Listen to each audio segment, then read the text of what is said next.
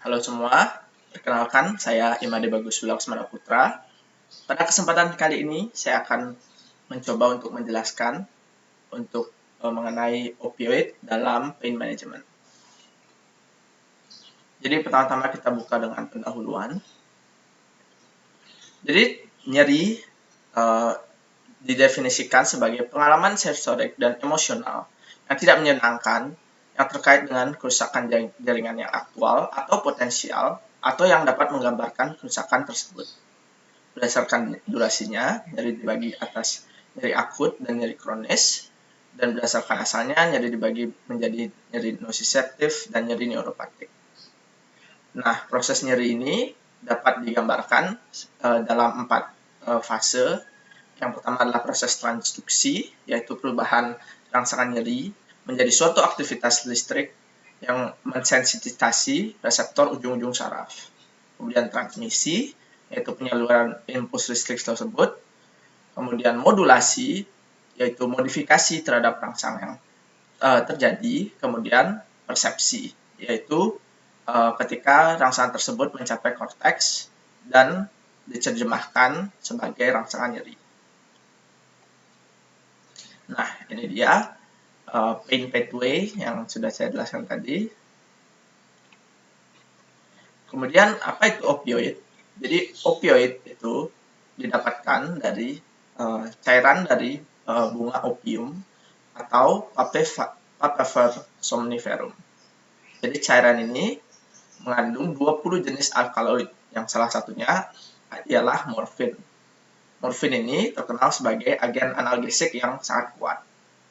Opioid merupakan suatu zat yang ketika mencapai reseptor opioid memiliki efek yang mirip seperti morfin. Penggunaan opioid secara medis dapat digunakan untuk analgesi dan juga anestesi.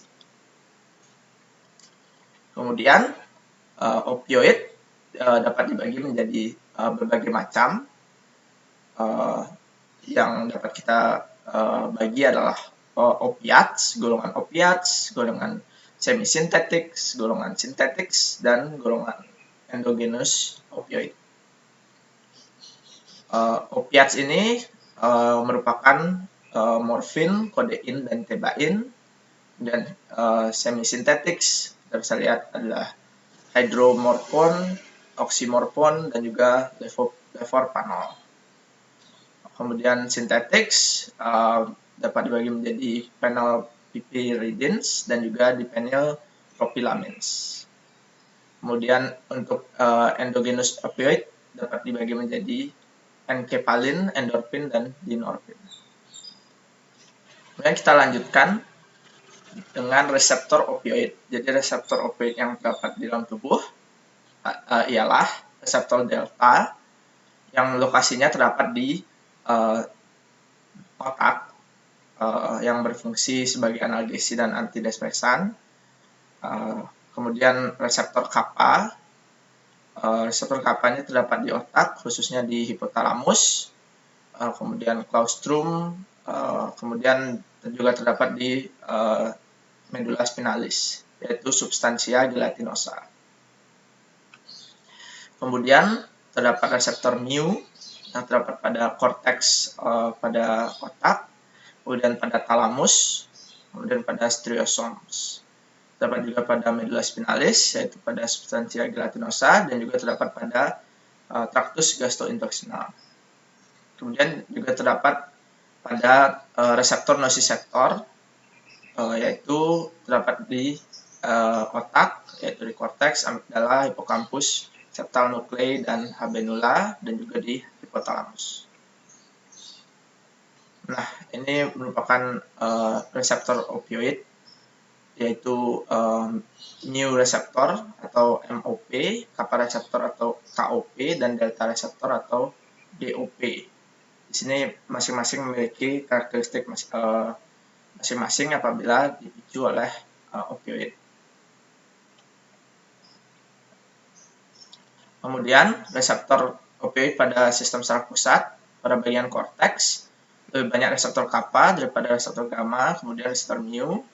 Kemudian pada limbik terdapat lebih banyak reseptor mu dibandingkan kappa, kemudian gamma, kemudian pada brainstem lebih banyak reseptor mu dibandingkan kappa dan seterusnya. Kemudian untuk mekanisme aksi opioid sendiri. Jadi opioid akan berikatan dengan protein G yang terdapat pada reseptor opioid tersebut. Reseptor opioid tersebut tersebar pada sistem saraf pusat, sistem saraf perifer, dan jaringan-jaringan lain di dalam tubuh. Kemudian lokasi pada sistem saraf tepi itu termasuk terdapat pada plexus mesentericus dari gastrointestinal tract, kemudian juga terdapat pada saraf aferen, dan juga terdapat pada paru dan juga sendi.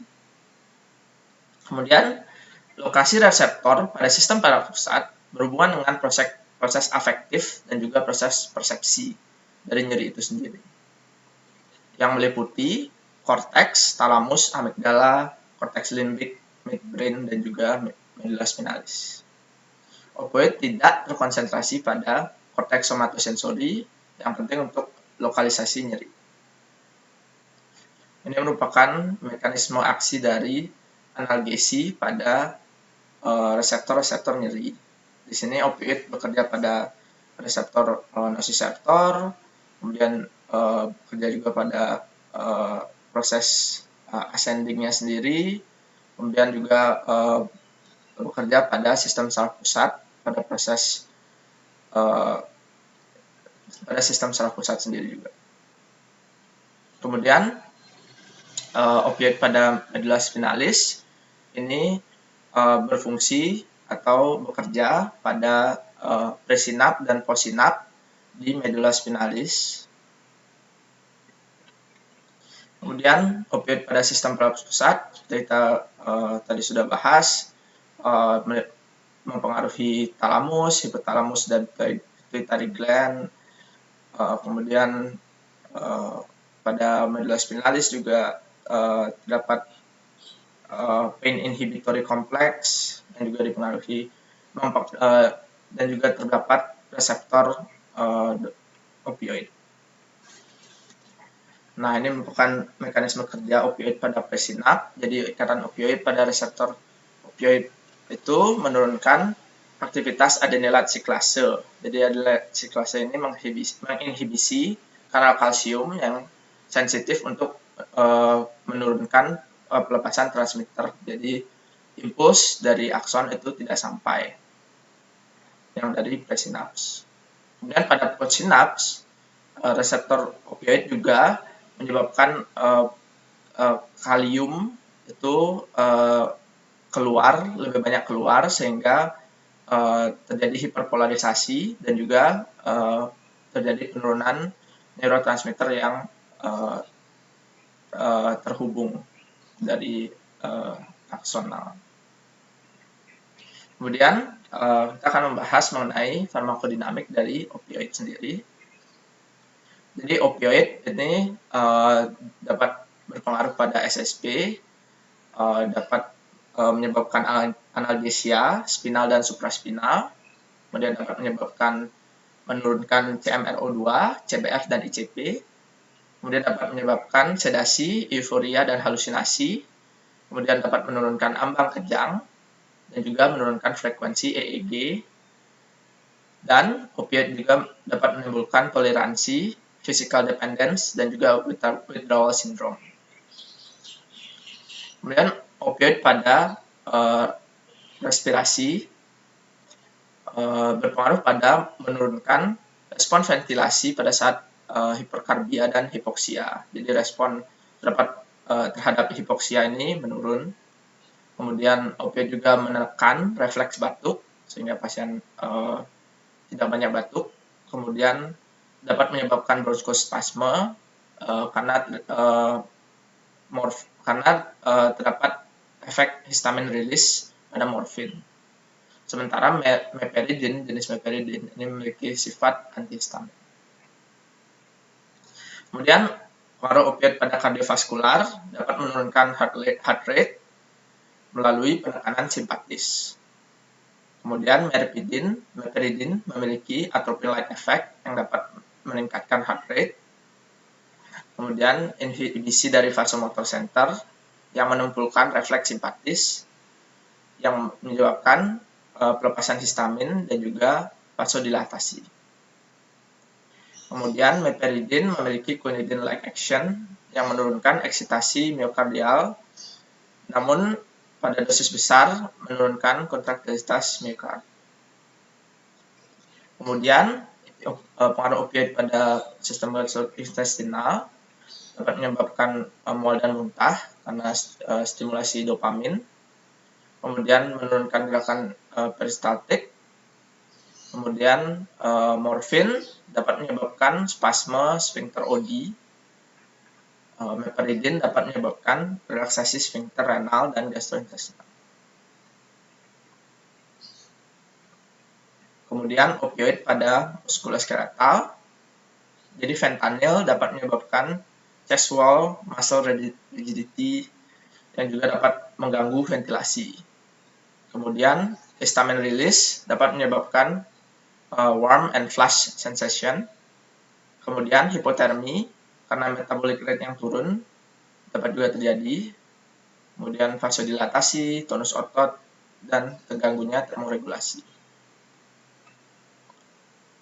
Kemudian opioid pada kehamilan, opioid dapat menembus sawar plasenta sehingga dapat menimbulkan depresi nafas pada neonatus. Kemudian opioid pada endokrin dapat menekan ACTH, LH, dan FSA yang dapat berakibat pada infertilitas dan juga dapat menekan imunitas karena menyebabkan apoptosis dari limfosit. Kemudian untuk farmakokinetik dari opioid, dari absorpsinya sangat tergantung pada rute pemberian, kemudian memiliki high first pass metabolism pada morfin, namun pada kodein dan oksikodon itu low FPM. Kemudian untuk distribusi pada lipid solubility-nya high, kemudian ionized fraction lebih sedikit pada lipid soluble, dan non-ionized fraction lebih tinggi pada lipid soluble. Kemudian untuk metabolisme dan ekskresi, morfin, kodein, dan meperidin di metabolisme di hati. Morfin menjadi morfin 3 glucuronide dan morfin 6 glucuronide. Kemudian kodein menjadi morfin.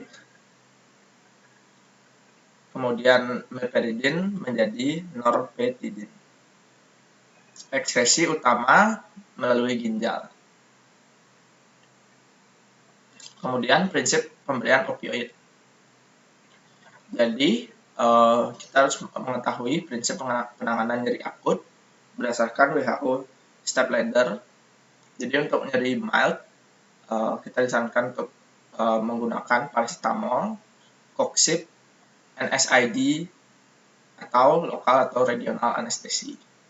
Kemudian pada nyeri moderate, kita berikan pengobatan yang tadi ditambah low dose opioids.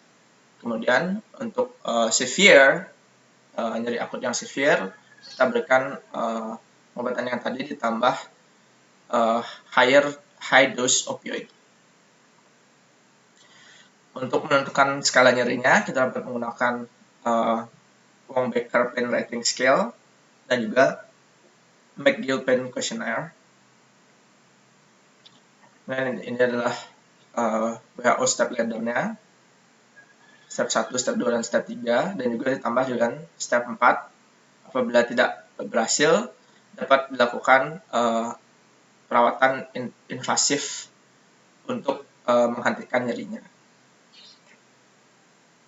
Kemudian pemberian opioid pada pasien harus menggunakan dosis yang individual dengan peningkatan yang berkala dan gradual sehingga sifat analgesinya adekuat, atau hingga efek samping yang diberikan lebih berat daripada manfaatnya. Kemudian dosis yang diberikan juga dapat diberikan pada waktu tertentu untuk mencegah nyeri yang berulang pada waktu tertentu.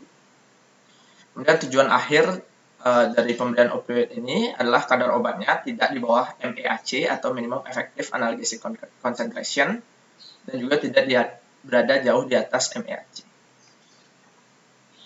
Untuk dosis intravena, morfin pada continuous dose itu 5-40 mikrogram per kilogram berat badan per jam.